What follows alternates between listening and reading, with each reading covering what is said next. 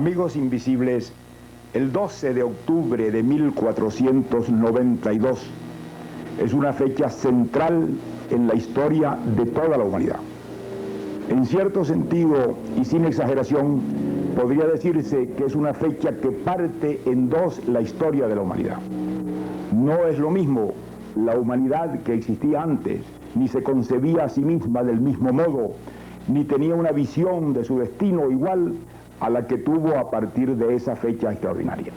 De modo que lo que conmemoramos el 12 de octubre de 1492 no es una hazaña deportiva, no es el hecho de que 3 carabelas y un puñado de hombres valerosos y audaces al mando de un ser iluminado como Cristóbal Colón hubieran llegado a lo que luego fue América, el nuevo continente o el nuevo mundo. Eso sería rebajar esto a una hazaña como el que corre más rápido los 100 metros o el primero que llegó al pico del Himalaya. Eso no tiene ninguna comparación posible. Lo que hace de esa fecha importante de un modo extraordinario e incomparable no es que ese día, antes que ninguno otro, un grupo de hombres llegaran a esa tierra desconocida.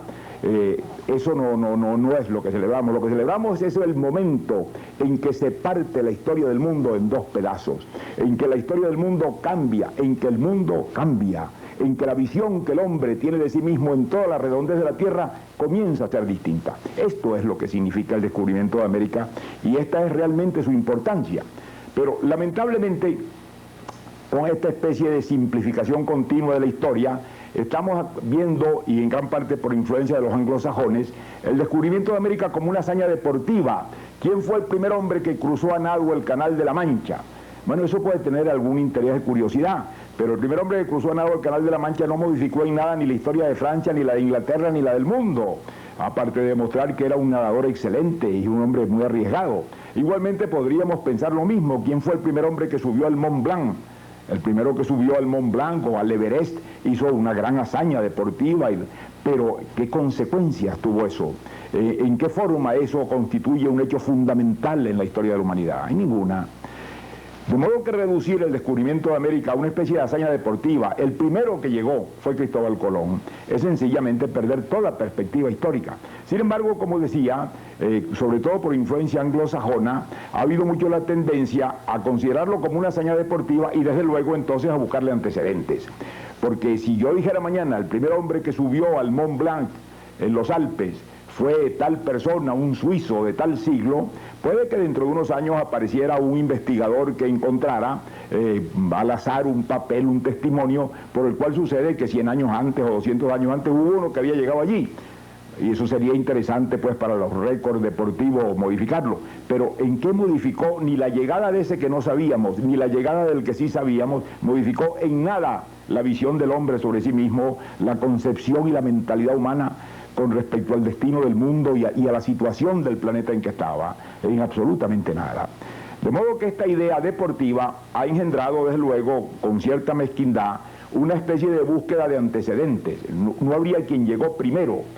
Hubo alguno que llegó primero y no lo sabemos, o hubo alguno que llegó primero y del cual sabemos algo, pero no muy precisamente. Vamos a buscarlo, porque desde luego en el fondo de esto está algo que es importante reflexionar y decir. En el fondo de esto está un poco el deseo de rebajar la hazaña de Colón, de rebajar la hazaña española y mediterránea, de hacer ver que esto fue simplemente un azar deportivo, que si no lo hubiera hecho Colón lo hubiera hecho otro, y que posiblemente lo habían hecho otros antes que Colón, solo que la cosa no se supo, no tuvo la repercusión que tuvo después, y que por lo tanto esto le quita importancia, y esto obedece un poco a todo ese proceso mental que dividió a Europa entre norte y sur, que se agudizó mucho en el siglo XVI en torno a la reforma luterana, por lo cual la Europa del norte, la Europa que luego pasó a ser principalmente protestante, anglosajona y germánica, se separó de la Europa del sur, que fue principalmente una Europa mediterránea y latina. Y entonces, claro, hay unos celos tradicionales y casi inconscientes, por lo cual no hay duda de que el hecho de que hayan sido hombres del Mediterráneo, que hayan sido genoveses, el capitán, y españoles, la marinería, quienes hicieron esta inmensa hazaña, desde luego no es una cosa que enteramente se recibe bien. Y hay manera pues de rebajar esto diciendo que hubo quien llegó antes, que esto no fue el primero que llegó Colón, porque claro, se está viendo la llegada de Colón como una hazaña deportiva, el primero que saltó 1,90 m, pues entonces habría que demostrar que hubo uno que saltó antes 1,91 m. Esto es completamente de no tener ningún sentido de la historia. Entre esos antecedentes polémicos, el más polémico del descubrimiento de América y el que se ha invocado con más frecuencia es el de los vikingos. Los vikingos, cuyos descendientes actuales son en gran parte, sobre todo los noruegos y buena parte de los escandinavos, fueron navegantes extraordinarios, fueron un pueblo del mar de una audacia, de una temeridad y de una capacidad marina increíbles, en pequeñas embarcaciones que hoy en día nos harían sonreír, que hoy en día serían apenas un pequeño bote de recreo para navegar a la vista de la costa. Estos hombres emprendieron navegaciones increíbles, se aventuraron a distancias extraordinarias, exploraron tierras desconocidas, recorrieron prácticamente todos los mares de Europa, bajaron hacia el sur hasta lo que es hoy en día Francia y lo que es España y hasta el Mediterráneo. Pero sobre todo, ellos muy temprano recorrieron los mares del norte, toda esa zona oceánica que está muy cerca del círculo polar ártico. Claro, saliendo del norte de Inglaterra, saliendo de las tierras de lo que es hoy en día la península escandinava, de Noruega, ellos navegaron buscando tierras a donde tenían que buscarlas, hacia el oeste. Y en esa navegación empezaron a encontrar islas. Encontraron desde luego la costa inglesa. No hay que olvidar que Inglaterra por mucho tiempo fue la América de los vikingos, fue una tierra invadida por daneses, por noruegos. Más tarde encontraron las Islas Feroe. Toda esa zona geográficamente, y basta ver un mapa del mundo para percatarse, constituye una especie de puente de islas entre Europa y América. Porque claro, como lo sabemos hoy, los continentes americano, asiático y europeo están casi pegados por el norte. Las distancias que los separan al final del hemisferio norte son mínimas. En cambio, hacia el hemisferio sur esas distancias se amplían y se separan de un modo gigantesco con los grandes océanos. De modo que en ese camino está muy cerca de la costa escandinava, está Inglaterra, desde luego, están las Islas Feroe, está Islandia, está Groenlandia y está América, está la parte norte de América, está lo que llamaron luego más tarde Terra Nova y el Labrador, y toda esa zona pues cercana al polo, zona casi toda cubierta de la tundra polar y muy poco fértil. De modo que estos navegantes muy temprano estuvieron encontrando esas islas y colonizándolas y explotándolas. Uno de esos grandes navegantes, cuyo nombre nos ha quedado en poesía tradicional, épica, en leyendas, en narraciones y en testimonios de cierto valor de viejas crónicas, es un vikingo que se llamaba Erik el Rojo. Erik el Rojo era un gran navegante que salía en su pequeña embarcación con sus marineros y que, claro, ya se conocía a Islandia. Islandia había sido ya un punto extremo de colonización occidental de los vikingos, pero no se conformaban con eso. Había gente que quería ir más allá y sospechaban que había más allá tierras más grandes y más importantes. Efectivamente había una tierra más grande y más importante que era Groenlandia, que es una inmensa isla, la mayor parte de ella absolutamente inaprovechable porque está en condiciones de banquisa polar, pero que en la parte sur tiene tierras fértiles y allí se ha podido desarrollar desde luego poblaciones más tarde. De modo que Erik el Rojo debió llegar y llegó en efecto en cierto momento a lo que es hoy Groenlandia, que ellos llamaron de modos muy caprichosos.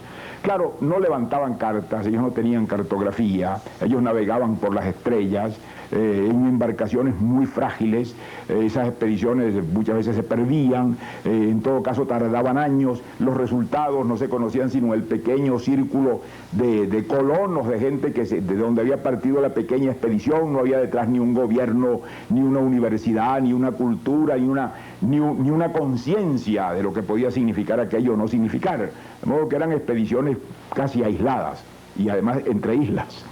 De modo que Erik el Rojo llega a Groenlandia, pero años más tarde, esto ocurre, y es bueno recordarlo, alrededor del año 1000 de la era cristiana, entre los siglos 10 y 11 de la era cristiana.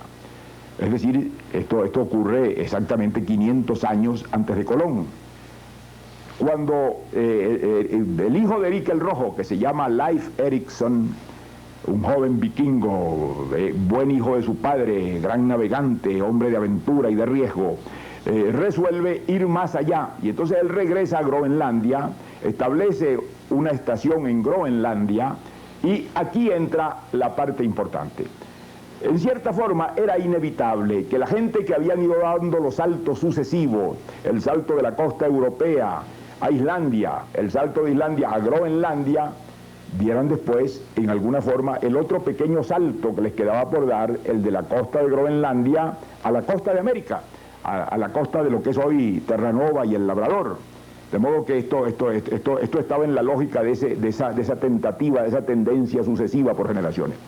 Y esto es lo que ocurre, o lo que parece que ocurrió con Leif Erikson, el hijo de Erik el Rojo. Leif Erikson, en los primeros años, los primeros años del siglo XI, es decir, hacia el año 1001, 1002, 1010, no hay fecha, lo que hay son canciones épicas y narraciones, debió navegar de Groenlandia y llegar a la vista o a la costa de lo que es hoy el extremo más norte del continente americano. Y allí encontró una tierra pues parecida a Groenlandia. Él no sabía lo que había encontrado, podía ser una isla parecida a Groenlandia, no tenían ellos idea de lo que era un continente o de que aquello podía ser un continente o de lo que podía haber al sur. Es posible que allí acamparan porque en los medios de navegación que ellos hacían, que eran muy limitados, no podían hacer viajes de ida y vuelta, tenían que acampar, encontrar provisiones, prepararse para el largo y duro invierno, esperar que volviera la primavera para intentar el regreso. De modo que es muy posible, está en la lógica de los hechos, que los vikingos llegaran allí. Pudo ser el famoso Leif Erikson, pudo ser otro. Pudieron incluso haber establecido allí un asiento temporal como lo establecieron en Groenlandia, pero el de Groenlandia duró. Los exploradores y los arqueólogos han buscado y han encontrado algunas cosas que podrían pensarse que son restos de algún asiento vikingo en la región de Terranova o del Labrador. El hecho es que en esas sagas, esa tierra que ellos encuentran se llama Vinlandia, que es un nombre también muy caprichoso. Vinlandia quiere decir la tierra de la viña, la tierra de la vid, la tierra de la uva. Y hoy en día a nosotros nos hace sonreír pensar que se hable de uvas a la altura del Labrador o de Terranova, que es una tierra casi polar, cuando todos sabemos que la uva es un producto de las tierras templadas y del Mediterráneo. Pero quién sabe qué vieron ellos, algo como pasaba frecuentemente una tierra, algo que se parecía a una uva y llamaron eso la tierra de la uva. Bueno, este hallazgo de Vinlandia nunca se confirmó. No ha quedado testimonio histórico aparte de la lógica que explica que sí pudieron llegar ahí y no hubo consecuencia ninguna de ninguna especie. Pero claro, los que miran el descubrimiento de América como una hazaña deportiva y que están en esta búsqueda de quién llegó primero, aunque no supiera dónde había llegado y aunque no tuviera consecuencia ninguna de ninguna clase que hubiera llegado allí, se empecinan en decir no fue Colón el que llegó primero. El que llegó primero fue Leif Erikson. En todo caso fueron los vikingos. Y esto ha llegado hasta el extremo de que el Congreso de los Estados Unidos de América hace muy pocos años dictó una proclamación ordenando que se celebrara en una fecha anterior al 12 de octubre la llegada de los vikingos al continente americano, lo cual significa un poco, a la luz de la gente no muy enterada, que el puesto de Colón está desplazado y que Colón no es sino el segundo que llegó. Desde luego esto no tiene nada que ver con la historia, esto tendrá que ver a lo sumo con los récords deportivos, quién subió primero el pico Everest.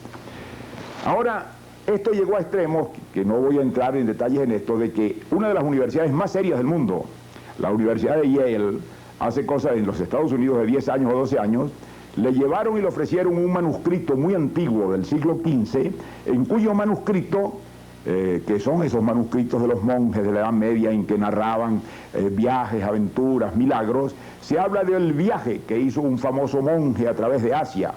Y en ese viaje, por una razón muy curiosa, se reproduce un mapa del mundo en la época, y en ese mapa del mundo aparece ya Islandia, aparece Groenlandia, y aparece más hacia occidente una forma rara, una formita como una peninsulita o una isla larga que se llama Vinlandia.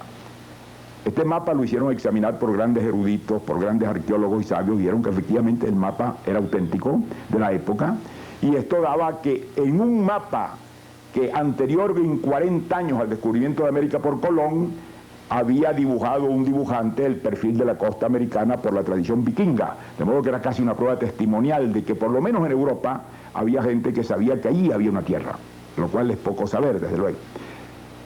Lamentablemente para los sostenedores de esta tesis, Este mapa lo adquirió con el documento anexo de la Universidad de Yale por una suma gigantesca a unos libreros anticuarios por algo más de $1 millón. Pero pocos meses después se demostró que era una falsificación. Y la Universidad de Yale muy honestamente lo confesó, retiró el mapa de la exhibición y recogió la edición del libro en que lo había publicado.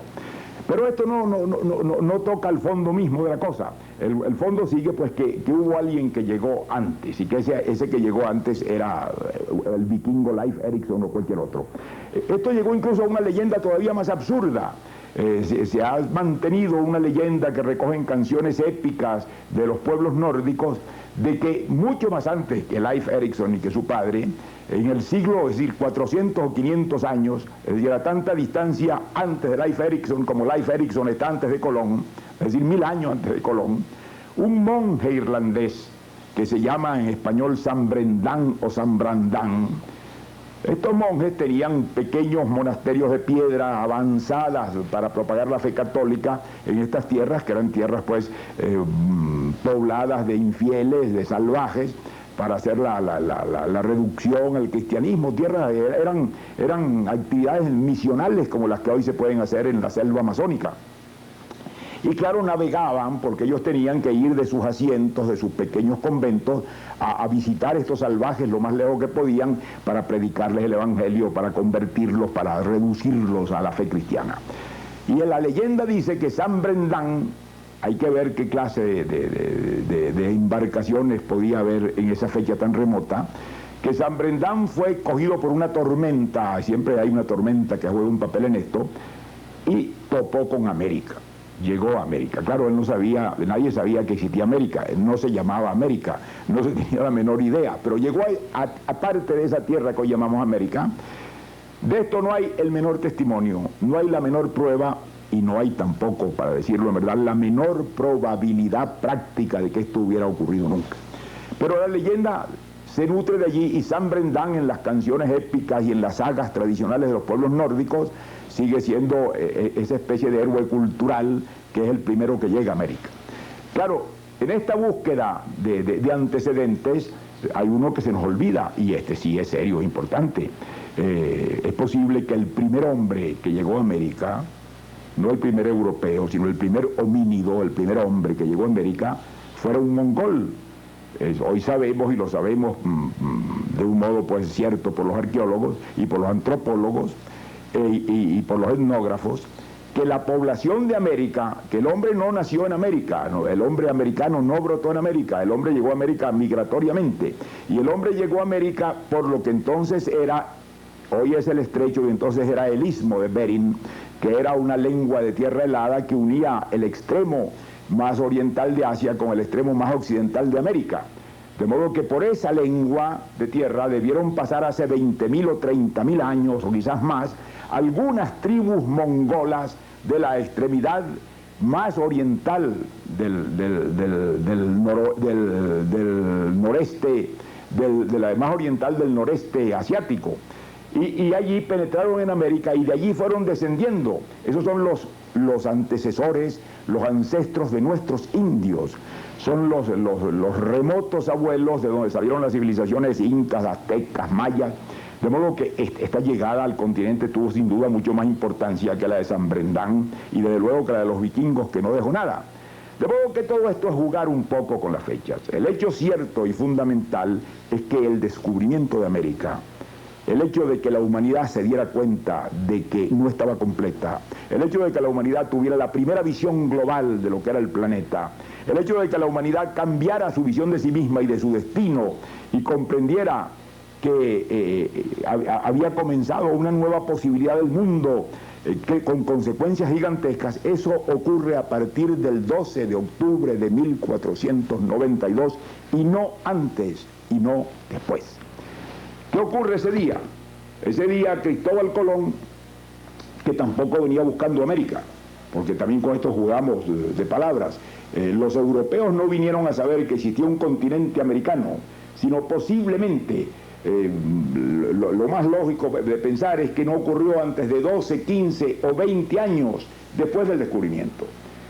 Porque lo que Colón venía buscando era un camino para Asia, y como los turcos habían ocupado a Constantinopla, y la comunicación con Asia era por tierra, desde el Mediterráneo oriental, la ruta de las caravanas hasta China y la India y el Japón, esto se cortó al ocupar los turcos el Mediterráneo oriental, y entonces había que buscar un modo de flanquear esto. Esto fue el gran estímulo para las navegaciones oceánicas, y ese estímulo determinó que los portugueses le dieran la vuelta a África, viendo pues si dando la vuelta a África subían hacia la India, porque de la India venía el lujo, venían las especias, venían la pimienta, venían los clavos de olor, venía todo esto que necesitaba Europa, la seda, y Colón se le ocurrió que había una ruta más directa y más fácil, que era atravesar el océano, es decir, llegar al este por el oeste, salir navegando hacia el oeste para encontrarse en el este, puesto que la Tierra era redonda. Y esto lo sabía la gente de la época de los griegos. De modo que Colón lo que propone es eso, y Colón cree que va hacia Asia, y que ha llegado a Asia, de tal manera que nosotros llamamos hoy en día indios, a los indios americanos, por la equivocación de Colón, porque Colón creía que había llegado a la India, que había llegado a lo que llamamos hoy en día la India, el Indostán, y que por lo tanto lo que había allí era indios. Él no sabía que eran aquellos seres, ni los indios tenían un nombre colectivo para todos ellos porque no tenían una visión de su inmensidad geográfica. De modo que Colón les llamó indios como ha podido llamar los chinos, y nosotros llamaríamos hoy en día a los indios americanos, a los aborígenes americanos chinos. Esta es la huella de la equivocación. Fue muchísimo más tarde, cuando se descubrió el Pacífico, que los europeos se dieron cuenta, y cuando se recorrió el continente americano, que se había encontrado un continente nuevo que no tenía nada que ver con Asia, absolutamente nada que ver con Asia. De modo que hay una equivocación pues en esta búsqueda. Pero claro, esa equivocación inmediatamente se corrige cuando se percatan los europeos de la magnitud, de la inmensidad y de las consecuencias de aquel encuentro. Ese encuentro significa cambiar la visión geográfica, modificar las nociones religiosas, modificar las nociones históricas, modificar las relaciones económicas y culturales del mundo. El pensamiento europeo se modifica de raíz, porque entra una especie de gran crisis de conciencia con la aparición de esa nueva forma de humanidad que ellos no conocían y de esas nuevas tierras de las que no tenían la menor noticia. Se desata la fantasía, surge un pensamiento crítico en Europa, que es el pensamiento humanístico, surge la nueva ciencia, surge la nueva economía, surge el capitalismo, todo esto que ha sido de consecuencias inmensas, surge el arte de la navegación, porque claro, al descubrir tierras tan importantes y tan lejos hay que cruzar el océano, y entonces se establece una especie de relación intercontinental de la que el hombre no había tenido ejemplo hasta entonces. De modo que el hecho que ocurre el 12 de octubre de 1492 parte la historia del mundo en dos pedazos, y ese es el hecho que se llama el descubrimiento de América. Que hubieran llegado 500 años antes, sin saber a dónde llegaban y sin consecuencia de ninguna especie, ni para ellos ni para el continente americano, los vikingos, puede ser una curiosidad digna de estudiarse, desde luego, y digna de aplaudirlo como una hazaña de la audacia, pero que no tiene absolutamente nada que ver con el hecho que personifica Cristóbal Colón y que tiene su partida y fecha exacta en ese día extraordinario de la historia del mundo, que es el 12 de octubre. De modo que hay que tener mucho cuidado y no jugar con estos conceptos. Lo que estamos discutiendo y lo que nos importa saber no es cuándo por azar, ignominadamente y sin consecuencia alguna, algún hombre pudo llegar a lo que más tarde se supo que era un continente y más tarde se llamó América, sino cuándo, cómo, dónde y de qué manera la humanidad europea descubrió que no estaba sola.